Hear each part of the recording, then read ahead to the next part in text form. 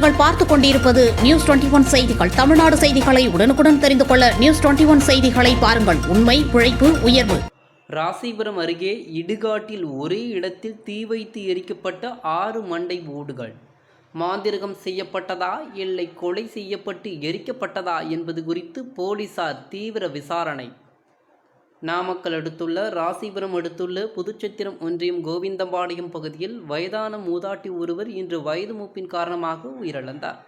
அவரது இறுதி சடங்குகள் அவரது வீட்டில் நடைபெற்று வந்தது. இந்த சூழலில் மூதாட்டியின் உடலை புதைப்பதற்காக கோவிந்தம்பாளையம் பகுதியில் உள்ள இடுகாட்டில் அவரது உறவினர்கள் குழி வெட்டியுள்ளனர். அப்போது அருகில் சுமார் 6 மனித மண்டை ஓடுகள், மாந்திரகத்திற்கு பயன்படும் ஆணி, அரிவாள் ஆகியவை இருப்பதைக் கண்டு அதிர்ச்சியடைந்தனர். மேலும் அந்த பகுதியில் சந்தேகத்திற்கு இடமான வகையில் டப்பாக்களில் மர்ம பொருட்களும் இருந்து உள்ளது. அதேபோல் அந்த இடத்தில் போலீசார் பயன்படுத்தக்கூடிய காலணிகளும் இருந்ததால் அதிர்ச்சியடைந்தனர். அவைகள் அனைத்தும் எரிக்கப்பட்டு இருந்தது. இதுகுறித்து புதுச்சத்திரம் போலீசாரிடம் புகார் அளிக்கப்பட்டு உள்ளது.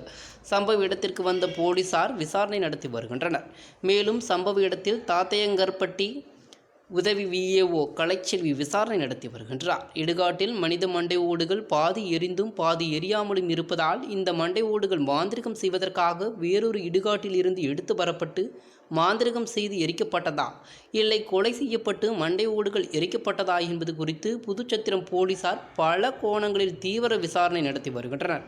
மேலும் இச்சம்பவம் குறித்து அப்பகுதியில் பெரும் பரபரப்பு ஏற்பட்டு உள்ளது. நியூஸ் 21 செய்திகளுக்காக நாமக்கல் மாவட்ட செய்தியாளர் சீனிவாசன்.